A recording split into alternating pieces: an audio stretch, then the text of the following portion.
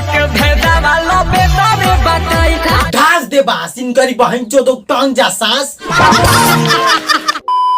तो कहा भाई लोग उम्मीद बा के अच्छा खोल और आज के वीडियो में जो उनकी बहुत मजा वाला बात करता नहीं तो चलते नहीं आज के वो वीडियो स्टार्ट करते नहीं क्लिप तो चलता देख लो बहुत मजा वाला बात लास्ट तक जरूर देख लो भाई वीडियो। गाए कबूतर कहो और नीचे देबू की ऊपर। Hey guys I am Rudal Roshan और आप देख रहे हैं लेवेंडिस इंसान। तो भाई लोग आज के वीडियो कुछ ज्यादा ही गार फारो के अलावा कहां से आज के वीडियो पर बुलेट राजा और अंतरा सिंह प्रियंका के रोस्ट होके वाला बा। ऐसे कहता नहीं वीडियो कम तक जरूर से देखिए लोग। और वीडियो शुरू करने से पहले हम ही कॉल चाहता नहीं वीडियो खाली मनोरंजन खातिर हो केहू को अपना दिल दिमाग बिरदा पेपर लड़वाले सुन को ही पना लेवे के बा। तो भाई लोग बिना कौनो लड़वाले सुन के ना स्टार्ट कर आज के बकचोदी। गाए कबूतर कहो और नीचे देबू की ऊपर। अच्छा बुलेट भैया एगो प्रैक्टिकल बात कही हम लड़वा पावर हाउस है और ऐसा लगा कि मारम न कि 7 महीना ले तोहार गाड़ झटका मारी सरऊ नीचे देबू की ऊपर सरऊ। हम बंसुआरा मतीन का याई लाद लेके कहिए से घूमतानी हमसे पूछता नहीं बाड़ो नीचे चटैबो की ऊपर।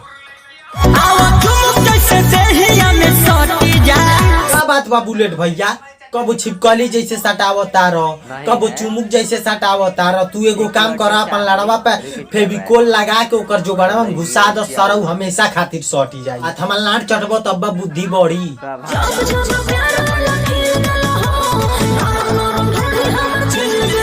भौजी तू एकदम सही सही बताइया ई बात तू हाई पता होई बुलेटवा सुरती खा पे लेला ना नरम नरम घड़ी और छील देला हो इनकारी बहनचो तो रगड़ाता कहीं और छिलाता ढोढ़ी।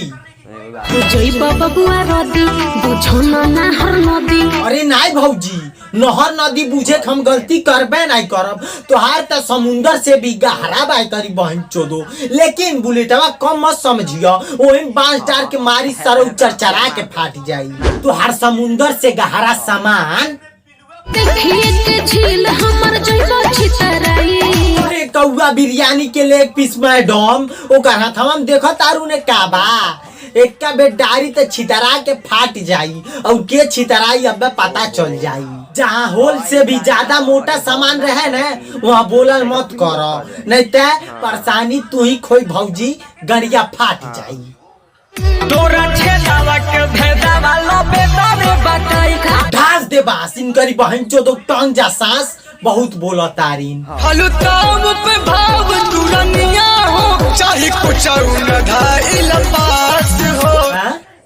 का काला भैया तनी एक बार और बोला था भोसड़ी वाले।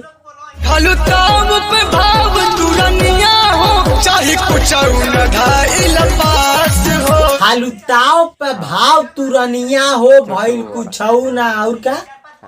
अच्छा भैया एगो बात बतावो जब तो के पता बा कि तोहार आवाज फटाहा ढोल से भी खराब निकलेला तो की गाना की गावे कहेला बोले तोरी बहन के अगल स्वर आई। देखते झरे लवन के धारे बुखार हो देखते झरे लवा के होखे बुखार हो बहुत सही मतलब एक मुंह देखता रह लोग सरवा एक मुंह देखला के बाद ऐसा बुझाता कि हमेशा 120 डिग्री के बुखारे में गुजारा करत होई और के कहता कि देखते झरे लवा के होखे बुखार हो हमर लाड़ हो कमर में ओढ़नी बांध के फुलकावत चले समान के। अरे बुखार भैया तू यह त नहीं समझ पौलो उ अपन सामान नहीं फुदकावेले ओकर सामानवा में फरगुद्दी लगल बा उ जब चले ले फरगुद्दिया फुदके लगेले बहुत सारी वाले ये सब देखे लो फुदकावत चले सामान की। हमार लड़वो देखो फुदकेला बड़ी तेज चटबो खेले वाला ऑनलाइन गेम बा। हाँ तब तो तुहार पिछवाड़ा में फिर फायर चलो तो और आगवाड़ा में पबजी जाने का लेकिन एगो कंफ्यूजन बा भौजी हैंग नाम करेला हमारा ढोढ़िया में 32 GB रैम बा। तो अब तो एक और से फ्री फायर चली एक और से पबजी और एक और से कहूँ तो के पेलबो करी तबो ना हैंग मारबू तू। 32 GB रैम बहुत ज्यादा होला। हमारा ढोढ़िया में 32 GB रैम बा। वो तो ठीक बा भौजी लेकिन हम ही सोचता नहीं कि तोहार आगवा वाला जोगाड़वा में 128 GB के इंटरनल मेमोरी लगा दी। उससे का होई कि कौनो के ठोक के जाई तो तोहार मुतालिब छरछराई ना। तो बस भाई लोग आज खातिर नेते ना उम्मीद करता नहीं वीडियो तो हम लोग के अच्छा लगल होई। अगर अच्छा लगल होई तो वीडियो के लाइक कर दिया और कमेंट कर बताइए वीडियो कैसा लागल। और चैनल पे ना होइए तो चैनल के जरूर से सब्सक्राइब कर लियो।